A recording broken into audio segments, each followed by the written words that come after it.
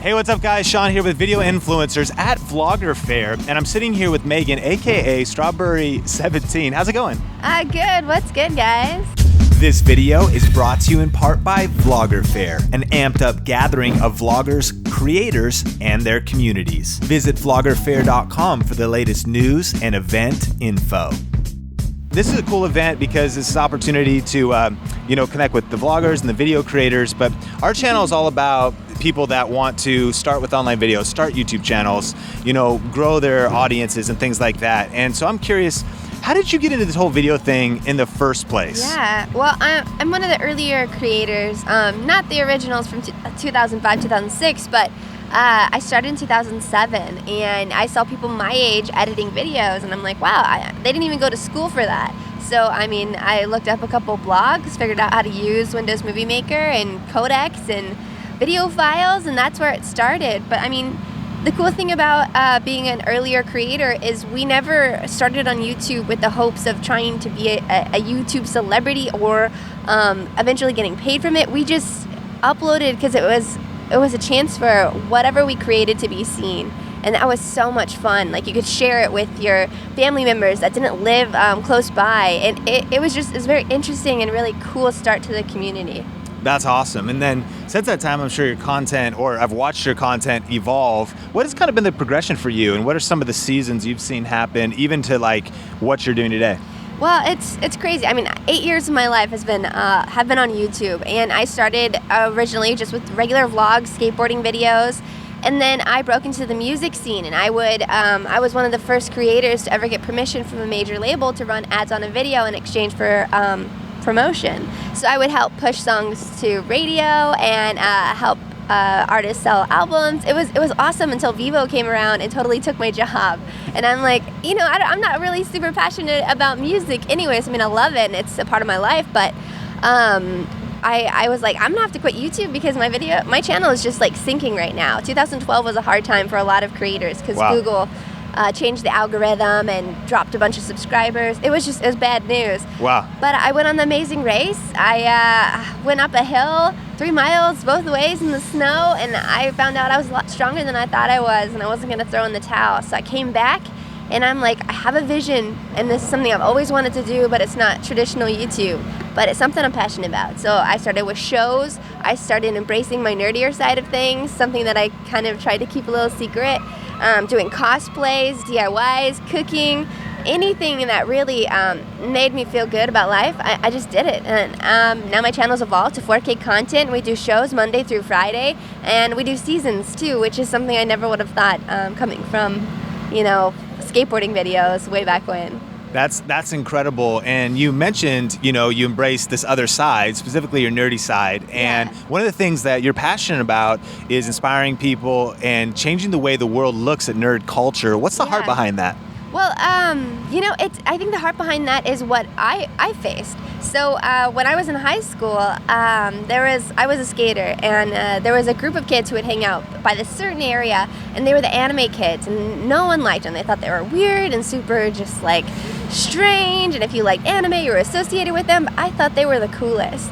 And I just hated like the fact that there was all these stigmas to things. But I went over and I started talking to them one day about like Sailor Moon, and they treated me so badly because I didn't look like them. And I'm like, man, this is it. There is just like, there are groups to things, and if you don't look a certain way, then you don't fit the stereotypes and people don't accept you. But I think that's being a nerd is so much more. It's not what I wear on my t-shirt. It's how I feel whenever I put on that costume, or I watch that anime or that read that comic. And I want to open it up, because being a nerd doesn't have to be just like you don't have to fit a certain type of stereotype. I think it should inspire you and affect the way that you create, and that's the message I'm really trying to get out there. There's a nerd in everyone. I love that. Yeah. And one of the things you just mentioned too was that you have seasons, you're doing these shows, and you mentioned 4K, and your videos are some of the coolest, best looking, best shot. Stop it. And of course, big resolution. Like, what was were you passionate about getting into really a format that not others haven't embraced as much, and even everything, the details, the lighting on set, and your attention to detail, and how colorful everything's so cool. Like, what's your heart behind the quality and excellence of all that? Well, so what happened is in 2014 we shot a music video on an Alexa. And I was just like, yeah, let's just do it. Why not? We had it for a really good deal. And my DP was like, this is going to look great. Let's just do it. I'm like, all right, fine. We shot it, and I was like, this is the best thing ever. You could see like my eyelashes. The quality was incredible. And after he put it through color grading, I was like, man, I can go back to DSLR after this. This looks phenomenal. Not that there's anything wrong with it, but it sparked something different in me. Wow. Where I'm like, wow, I'm telling a different story visually. And I'm at a point in my YouTube career where I could, afford to use these cameras. So why aren't I? And I've been around through a lot of different, 480 to 1280 to 1080 to 1440. I'm talking about aspect ratios in case I lost anybody. I feel like 4K is the future. It's starting to become the standard for television. And what I'm doing on my channel right now is I'm creating a whole lineup of shows so that when television and digital merge and they become one and the same, which it's happening very soon, guess what? My content's already 4K and it's ready for anyone to distribute. So that's the method behind it. A big part of being on YouTube is being responsible not only for the now, but for where you're headed. Wow, that's really cool. Now, one of the things, though, that could be discouraging for creators and up-and-comers is they might get overwhelmed thinking, like, I need to get this camera and I need to get this stuff. What kind of advice or encouragement would you give to people that to start where they are, or what they should start with, or what camera they need? I think I started with this really old DV camera. It had like DV tapes, and I had to plug in like a FireWire to my computer and then play it back on my camcorder in order to get the footage. It took forever, but you start with what you have. I mean, this is 8 years in the making, so I'm able to do 4K.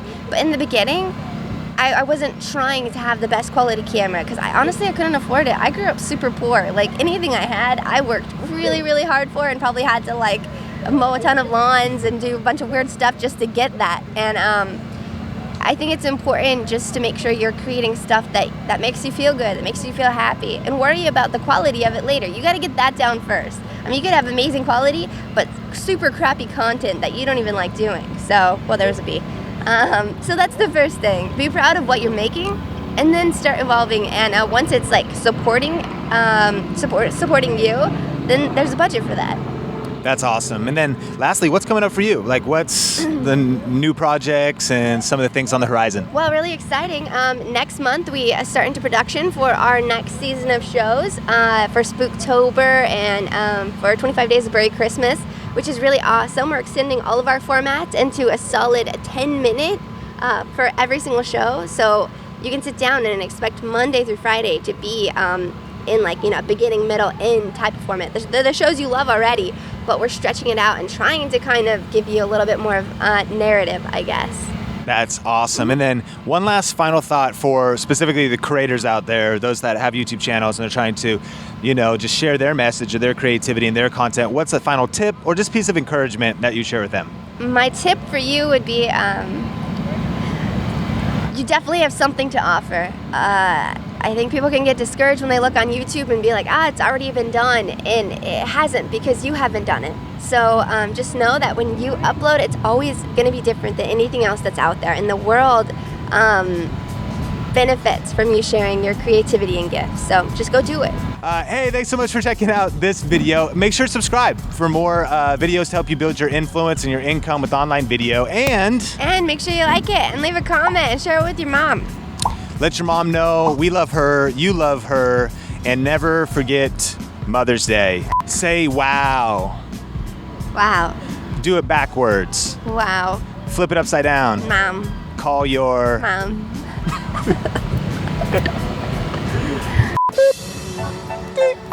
Okay, let's shoot a little outro, thumbnails, and we're done. Okay. And it's total freestyle. Yeah. The video shrinks down, it's an end card. You're gonna rap? Am I gonna rap? You said it's freestyle. Well, if you drop a beat, but I can't rap without a beat. Strawburry17 at VloggerFair. She's got an LA hat on her hair, and I don't even care. Oh, we're back. We're back with the beat as we rap on the street. Up in SE, ATTLE. Seattle's where we're at. Space Needle coming. Well, you're really good. Oh, You're thanks. really good. Like this video and leave a comment and subscribe. It's powerful. That wasn't the real outro, but that's all gonna be in there. That's all. Actually, that's the only thing we'll post. Thank you so much. Appreciate it, and we will talk soon.